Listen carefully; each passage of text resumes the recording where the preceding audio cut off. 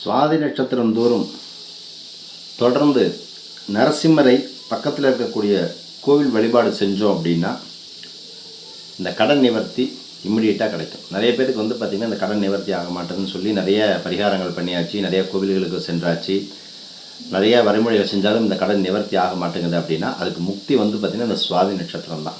சுவாதியில் கொடுத்த கடன் திரும்பி வராதுன்னு சொல்லுவாங்க. திரும்பி வாங்கக்கூட முடியாத ஒரு சூழ்நிலை உருவாக்கி கொடுக்கும். கையிலேருந்து சீக்கிரமாக பணத்தை வேகமாக கரைச்சிரும். அப்போ சுவாதி நட்சத்திரத்தில் பார்த்திங்கன்னா தொடர்ந்து நரசிம்மரை பக்கத்தில் இருக்கக்கூடிய ஆலயத்தில் நம்ம போய் வழிபாடு செஞ்சோம் அப்படின்னா ருண விமோசனம் கிட்டும், கடன் தொல்லை நீங்கி செல்வ செழிப்பு ஏற்படும், வியாபார அபிவிருத்தி ஏற்படும்.